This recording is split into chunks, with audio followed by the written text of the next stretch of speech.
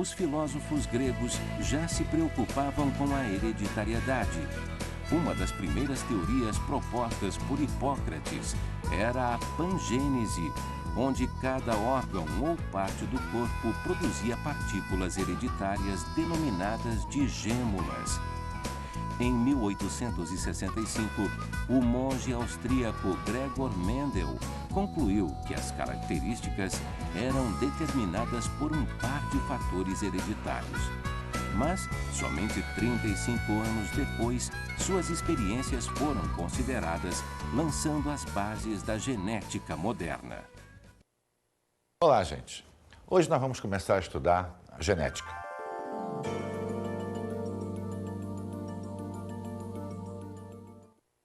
E todo mundo acha que genética é uma ciência muito moderna. Na realidade, a genética vem desde a época antiga, desde a Grécia Antiga com Hipócrates, porque naquela época já se preocupavam com a transmissão das características hereditárias. Hipócrates tinha o pensamento da pangênese, onde cada órgão, cada estrutura, eliminava um pedacinho, uma gêmula, que daria origem ao novo órgão. Isso durou basicamente até o século XIX, quando então o monge, denominado Gregor Mendel, definiu as bases da genética moderna. Lamentavelmente, essas bases só foram efetivamente aceitas já no século XX, quando pesquisas na Europa e nos Estados Unidos chegaram à mesma conclusão que Mendel. E como Mendel começou a estudar isso? Mendel era naturalista e matemático, e ele sabia que para estudar hereditariedade, ele precisava dispor de espécies que, ao longo do tempo, tivesse uma grande prole, pudesse se reproduzir várias vezes ao ano. Isso por quê? Porque a lei da matemática, a lei da probabilidade, diz que quanto maior for o nosso campo amostral, menor será o índice de erro. Partindo dessa premissa, Mendel começou a escolher um vegetal muito mais prático para lidar do que um animal. E ele testou 34 espécies de ervilha, optando então por uma, a Psyllum sativum. Qual era a finalidade dessa escolha? Por que essa escolha?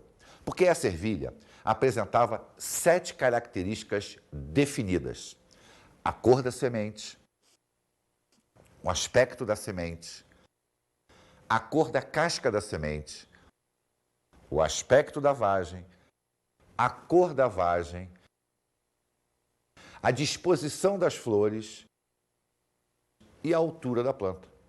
Com as 7 características bem definidas, Mendel poderia estudar uma a uma para verificar a transmissão das características hereditárias. Além disso, a ervilha tinha uma outra grande vantagem. Ela se reproduz várias vezes ao ano. O tempo de vida dela, o espaço de reprodução dela é curto, o que favorece isso. Além disso, ela permite que haja as características bem definidas. Por isso, a opção pela ervilha. Mas qual seria o pensamento de Mendel para conseguir iniciar o seu estudo? Ele sabia que para ter certeza dos resultados, ele tinha que ter indivíduos puros. Ele tinha que ter certeza de que um determinado indivíduo, de que uma determinada ervilha, só produziria uma determinada característica. Partindo disso, Mendel começou a estudar característica por característica, tomando cuidado de determinar a pureza dela.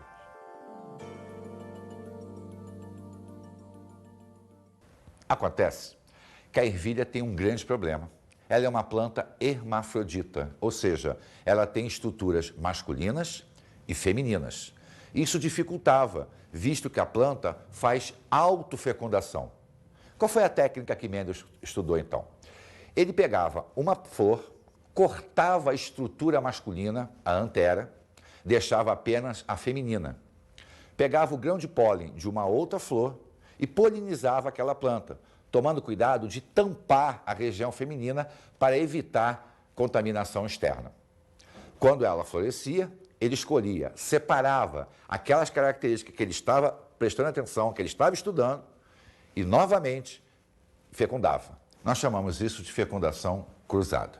Mas para que a gente possa entender melhor, vamos observar o experimento de Mendel. Vamos fazer com que Mendel nos auxilie nessa explicação. O que Mendel fazia? ele estudava as 7 características de maneira isolada, mas simultânea.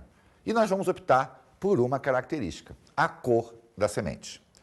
A ervilha apresenta sementes amarelas e sementes verdes. O que Mendel fazia? Ele plantava as sementes, elas floresciam, ele escolhia as amarelas, fazia a fecundação cruzada, deixava florescer, gerava semente, plantava essas sementes, separava as amarelas, fazia a fecundação cruzada.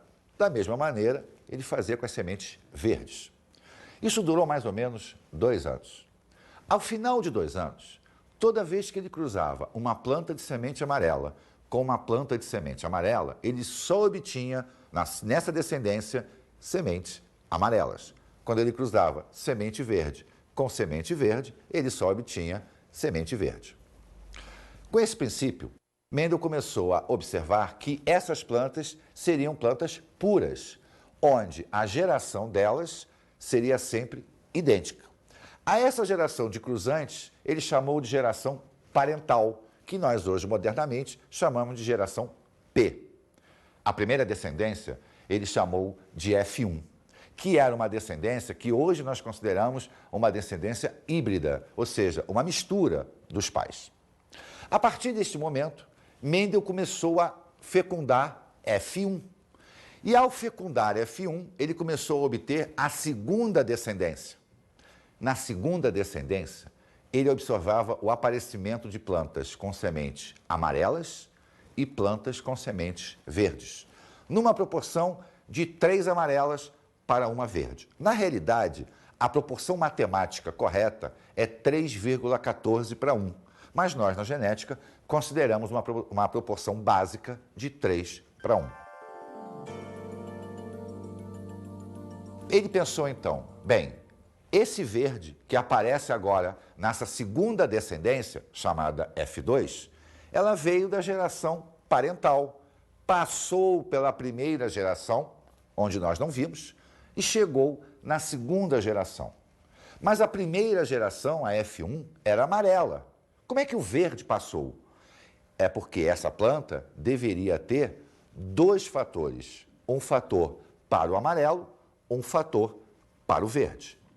Se esta planta da primeira descendência tem 2 fatores, a geração parental também deve ter 2 fatores.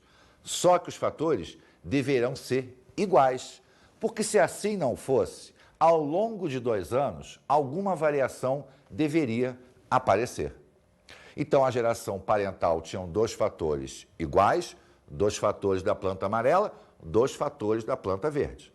Quando elas geraram a geração F1, cada uma delas cedeu um fator para o amarelo, um fator para o verde, mas a gente só observava o amarelo. Ao cruzar F1, na descendência F2, volta a aparecer o amarelo e o verde, na proporção de 3 para 1. Partindo deste raciocínio, Mendel determinou o que nós chamamos de lei da pureza dos gametas, que hoje é conhecida como a primeira lei de Mendel. Primeira lei de Mendel, ou lei da pureza dos gametas. Os fatores que condicionam uma característica segregam-se na formação dos gametas. Estes, portanto, são puros com relação a cada fator. Mas como é que Mendel podia ter tanta certeza? Lembre-se, ele estava testando 7 características distintas. E com as 7 características, ele obteve o mesmo resultado. Consequentemente, a premissa dele deveria estar correta. Hoje nós sabemos que esta base é imutável. Nós sabemos que isso é verdade.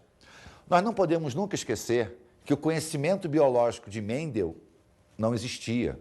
Não se conhecia absolutamente nada do que modernamente nós chamamos de genética.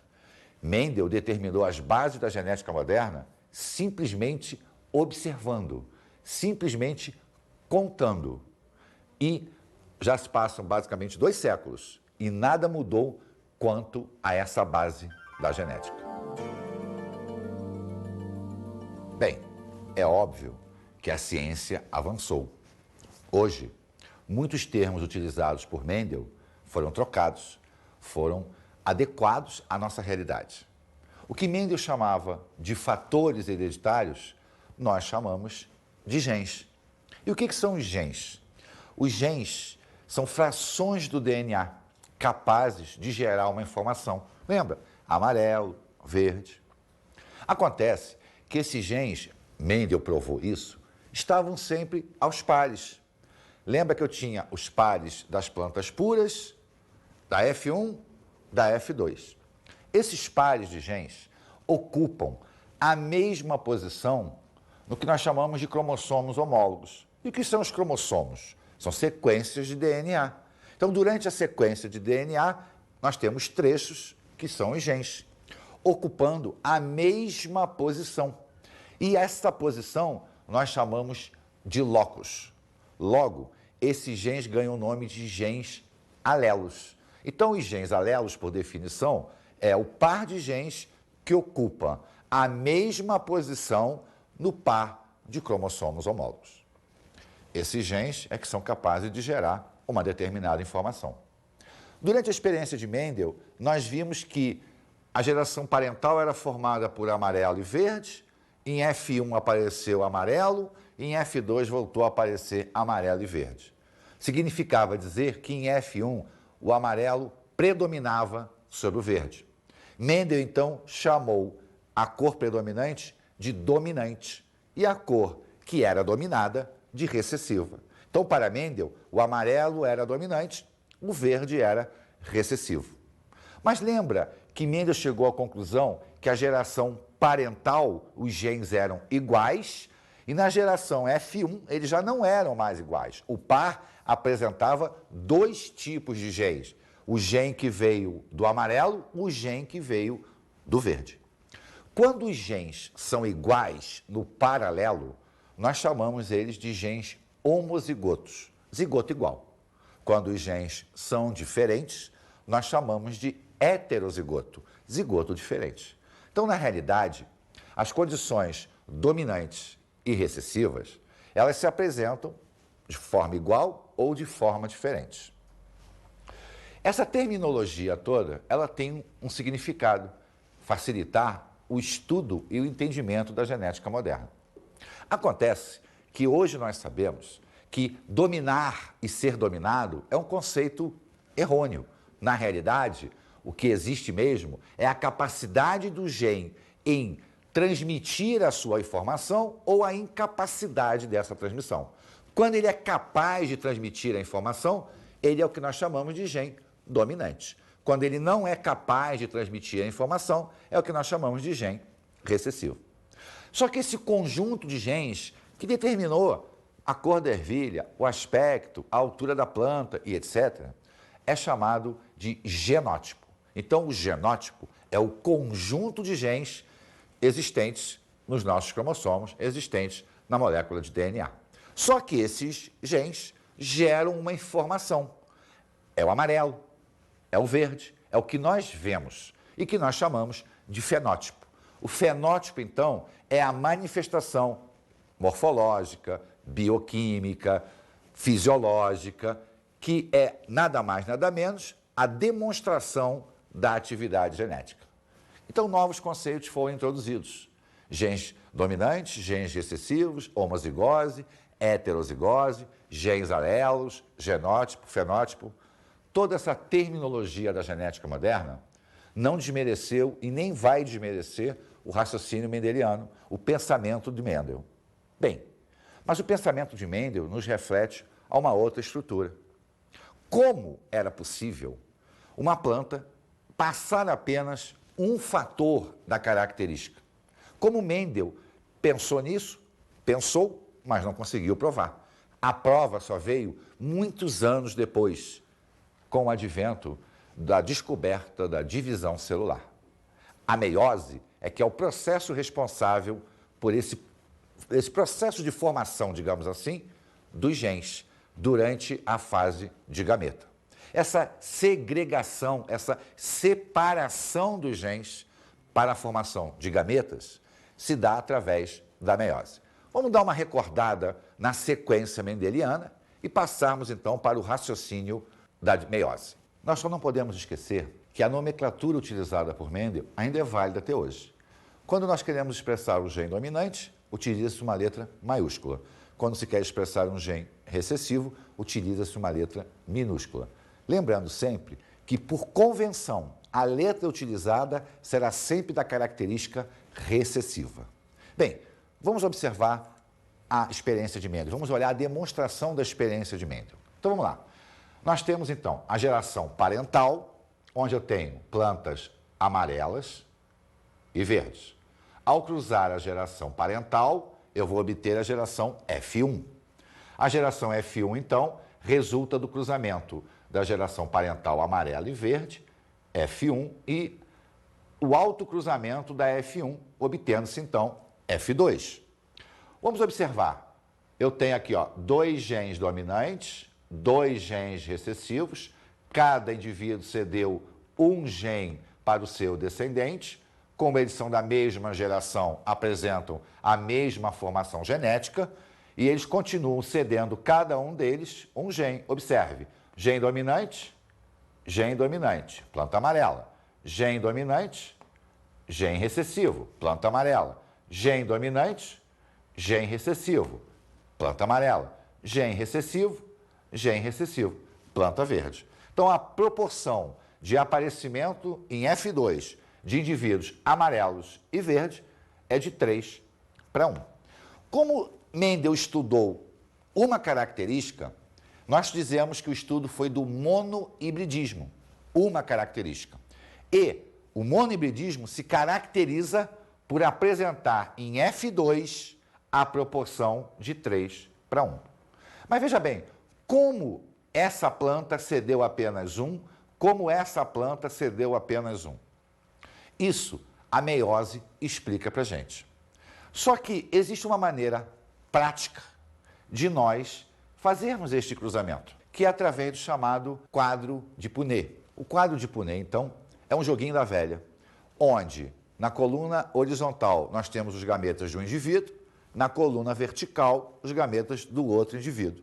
E a interseção dessas linhas vai nos dar o resultado do cruzamento. Então é uma maneira prática de se verificar a descendência em F2. Gametas em cima, gametas embaixo, cruzando, você tem o resultado. Vamos estudar agora as bases da segregação de gametas, ou seja, como eles se formam para que a experiência de Mendel desse certo. Vamos acompanhar. A primeira divisão meiótica. Lembra que meiose tem 2 partes, a primeira e a segunda. Então vamos acompanhar a primeira divisão. Eu tenho lá um par de cromossomos homólogos de uma célula somática, mostrando lá, ó, os genes alelos, ocupando a mesma posição no par homólogo. Esta célula vai duplicar os seus cromossomos para que a meiose possa ter início. Então, cada cromossomo foi duplicado. Então, cada cromossomo agora possui 2 cromátides. Bem, a partir desse momento, vai haver uma migração. Cada cromátide duplicada vai se deslocar formando 2 células. Então, observa, ó, eu tenho uma, duplicou, começou a divisão. Esta célula, então, vai se dividir ao meio. Eu aqui tinha 2 cromossomos, eu agora tenho um cromossomo em cada célula. Fechamos, então, a primeira divisão meiótica, onde os cromossomos continuam duplicados. Vai entrar agora a segunda divisão meiótica. Na segunda divisão meiótica, cada célula dessa vai separar as suas cromátides, originando, então, 4 gametas. Lembra, nós começamos com 1, geramos 2, e agora, cada cromátide dessa vai se separar. Ela se separa e cada célula dessa agora vai se dividir ao meio, fechando, então, a chamada segunda divisão meiótica. Então, observemos. Eu tenho a final da primeira divisão, a separação das cromátides e agora a formação de 4 gametas. 1, 2, 3, 4. Cada gameta agora carrega apenas um gene. É justamente por causa desta segregação que aconteceu na formação dos gametas que o cruzamento de Mendel é possível. Por quê? Porque cada gameta desse é capaz de gerar um descendente. Pode entrar um gameta com Vzão, pode entrar um gameta com Vzinho. Imagine que eu tenho uma planta com esta configuração e outra com a mesma configuração. Se entrar o Vzão com o Vzinho, eu tenho uma planta amarela. Se entrar o Vzinho de uma planta com o Vzinho da outra planta, eu tenho uma planta verde. Então, a lei de Mendel é válida porque o processo meiótico acaba gerando gametas isolados, ou seja, cada gameta carrega apenas um gene para cada característica. Após o estudo de uma característica, Mendel começou a estudar duas características simultâneas, o que nós chamamos de dihibridismo. Então, uma característica monohibridismo, duas características dihibridismo. E vamos seguir o mesmo raciocínio. Vamos pegar a característica cor e vamos pegar a característica aspecto. A ervilha apresenta dois padrões de coloração, amarelo e verde, como nós já vimos, e apresenta dois aspectos da semente. Ela pode ser lisa, ela pode ser rugosa. Então, Mendel começou a observar o que acontecia quando a planta era amarela e lisa e era cruzada com uma planta verde rugosa. Lembre-se que a geração P é uma geração pura. Vamos observar. Eu tenho aqui uma planta amarela lisa, geração P, com uma planta verde rugosa. Ao cruzar e gerar F1, ele obteve plantas amarelas e lisas. Ao cruzar F1, ele vai obter em F2 uma gama de combinações. Por quê? Porque, observe, durante o processo de formação dos gametas, lembra da meiose?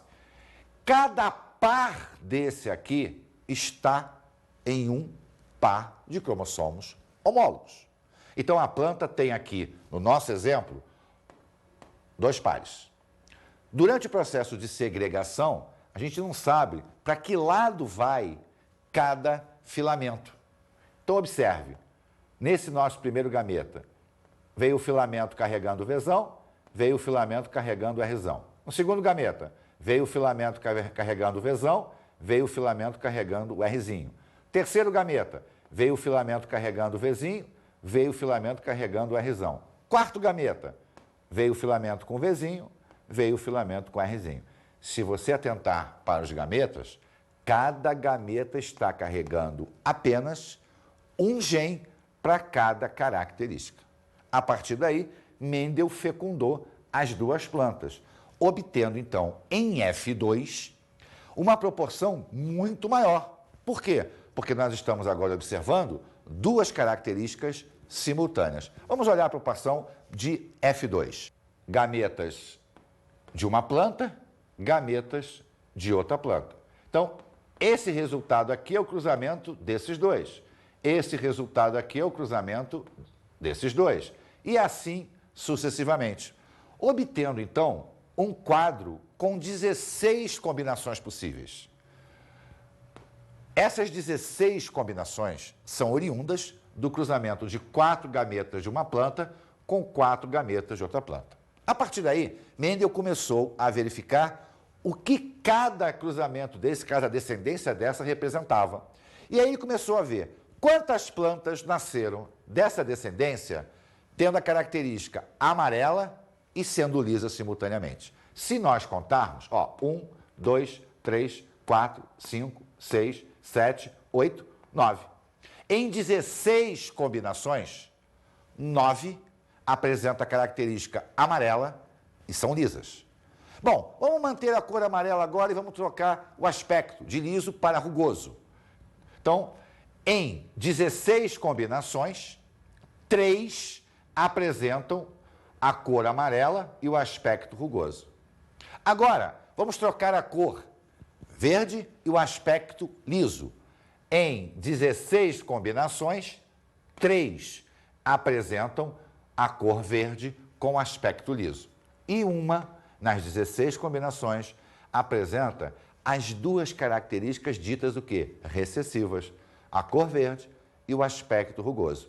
Se nós atentarmos aqui para um detalhe, as proporções obtidas em F2, em dihibridismo, é 9, 3, 3, 1.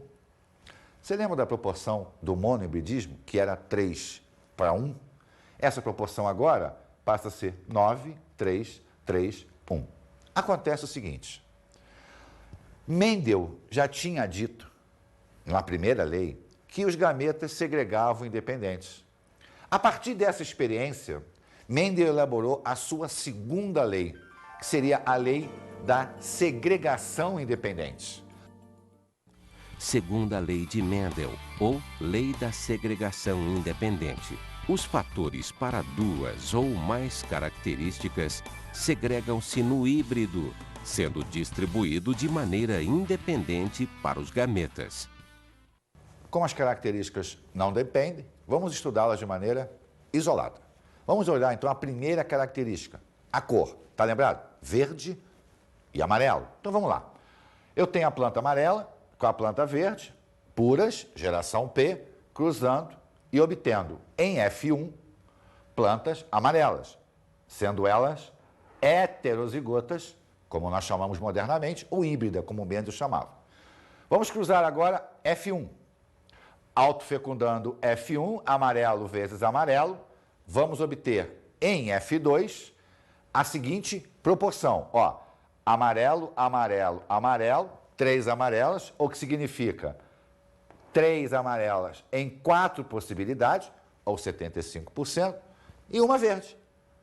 Uma em 4 possibilidades, ou 25%. Então, a proporção de amarelo e verde está em 3/4 para amarelo, 1/4 para verde. Vamos olhar agora o aspecto, a segunda característica. Vamos calcular a segunda. Olha lá. Planta lisa, pura, rugosa, pura. Cruzando a geração parental, vamos obter em F1 a planta lisa, sendo ela o quê? Heterozigota ou híbrida, como o Mendel chamava. Agora, vamos autofecundar F1 e vamos obter em F2 1, 2, 3 plantas lisas em 4 possibilidades, ou 75%, e uma planta rugosa em 4 possibilidades, ou 25%. Então, repara que eu tenho agora as probabilidades de cor, as probabilidades de aspecto. Acontece que, matematicamente falando, existe o que nós chamamos de regra do E. E o que é a regra do E? A matemática diz que quando se calcula a probabilidade simultânea de 2 ou mais eventos, basta que nós multipliquemos as probabilidades isoladas. Então vamos ver, vamos pegar aspecto cor e aspecto da planta. Vamos ver amarelo vezes lisa. Qual é a probabilidade da planta ser amarela? Nós já vimos que era o quê? A planta amarelo lisa, a probabilidade de ser amarelo é 3/4. A probabilidade de ser lisa é 3/4. E a probabilidade dela ser amarela e lisa simultaneamente é 9/16. Repara que esta continha aqui é exatamente igual quando nós trabalhamos com as características simultaneamente. Agora vamos ver uma planta amarelo rugosa. Probabilidade de ser amarelo, 3/4. Probabilidade de ser rugosa, 1/4. Probabilidade total dela ser amarela e rugosa, 3/16. Agora vamos trocar a cor. Vamos pegar uma planta que seja verde e tenha um aspecto liso. Probabilidade de ser verde, 1/4. Probabilidade de ser lisa, 3/4. A probabilidade dela ser verde e lisa simultaneamente, 3/16. E a probabilidade de uma planta ser verde e rugosa, eu tenho para o verde, 1/4. Eu tenho para o rugoso, 1/4. A planta verde e rugosa teria uma probabilidade de 1/16. Então, observa que trabalhar com as características simultaneamente ou trabalhar com elas de maneira isolada, o nosso resultado vai ser o mesmo. Isto por quê? Porque a lei da segregação independente é válida. A segunda lei de Mendel é válida. Se ela não fosse, eu jamais poderia desvincular uma característica da outra. Trabalhar com duas ou mais características simultaneamente é chamado de polihibridismo. E no polihibridismo, o raciocínio continua sendo o mesmo. Vamos observar a formação dos gametas. Olha só, eu tenho aqui um indivíduo que tem o par Azão, Azinho, Bzão, Bzinho, Czão, Czinho. Bom, primeiro gameta, vamos manter o Azão e vamos combinar ele com o C. Então, observemos. Eu tenho o Azão, joguei o Azinho para cá, né? Separei o par. Agora, pegando B, eu tenho, ó, o Azão com o Bzão, o Azão com o Bzinho. O Azinho com o Bzão, o Azinho com o Bzinho. Colocando o C agora, repara, o Azão com o Bzão, Czão, o Azão com o Bzão, Czinho.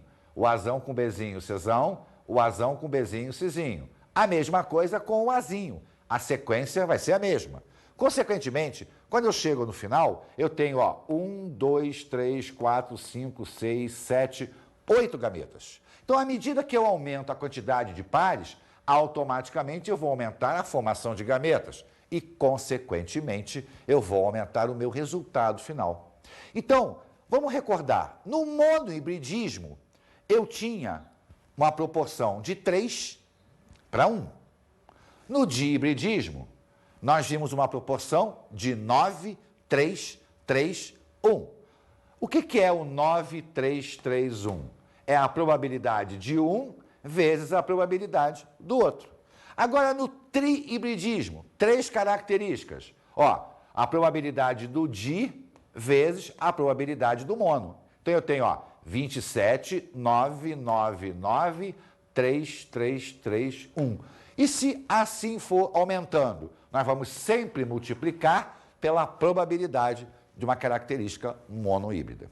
Dessa maneira, as bases de Mendel estão corretas. Acontece que existem detalhezinhos que não foram previstos por Mendel. Esse negócio de dominância, recessividade, de vez em quando falha na natureza. E existem 2 exemplos clássicos, a chamada dominância incompleta e a chamada codominância. Vamos olhar a dominância incompleta.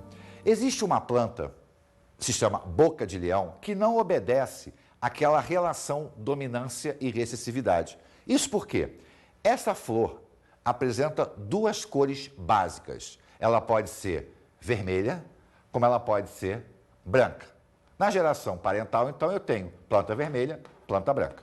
Quando eu cruzo a geração parental e vou obter F1, eu vou formar, ó, o gameta carregando o gen para o vermelho, o gameta carregando o gen para o branco.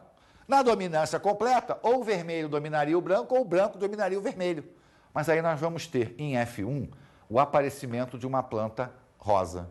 Ou seja, a interação entre esses 2 gens gera o aparecimento de uma terceira característica, que não é igual à geração parental. Quando eu cruzar F1, eu vou obter em F2 plantas rosas, heterozigotas, ó, carregando um gen para o vermelho, um gen para o branco, um gen para o vermelho, um gen para o branco, que interagiram gerando rosa. Nessa geração F1 aqui, ao gerar a geração F2, vamos observar, eu vou ter plantas vermelhas, eu vou ter plantas rosas e vou ter plantas brancas. Observe que a proporção não é mais 3 para 1, é 1 para 2 para 1. Por quê? Porque o aparecimento das plantas rosas quebrou o quadro da dominância. Essa situação é chamada de dominância incompleta. Mas, às vezes, a geração F1 e até a F2 carrega as características dos parentais. É o que nós chamamos de codominância. O indivíduo, a descendência, carrega as 2 características dos parentais. O melhor exemplo é o sistema ABO, que é o sistema dos grupamentos sanguíneos. Existem 3 gens, o gen IA, o gen IB e o gen Izinho.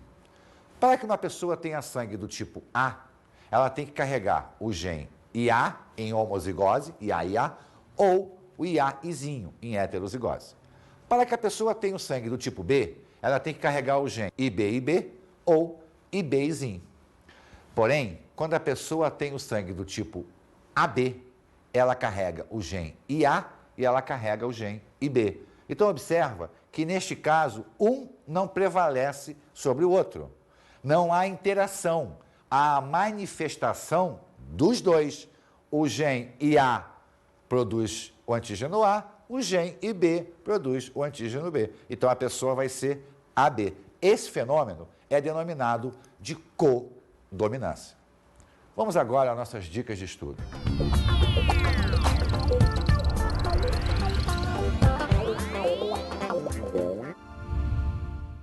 Eu daria como dica para vocês o estudo da primeira e da segunda lei de Mendel, basicamente. A pessoa que sabe primeira e segunda lei de Mendel, basicamente entende todo o mecanismo genético, mesmo aqueles processos não previstos por Mendel, mas é essencial saber bem a base da genética. Então, estude bastante a primeira e a segunda lei de Mendel.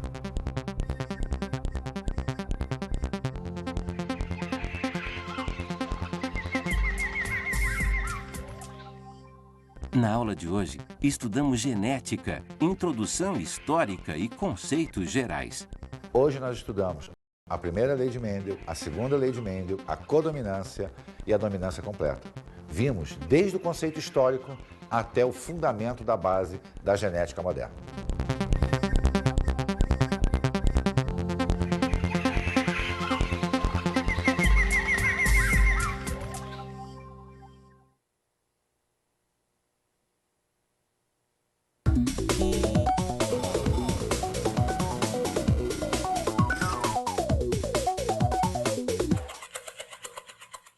Eu considero que para que um aluno possa entender genética, a primeira e a segunda lei de Mendel tem que estar bem sedimentada.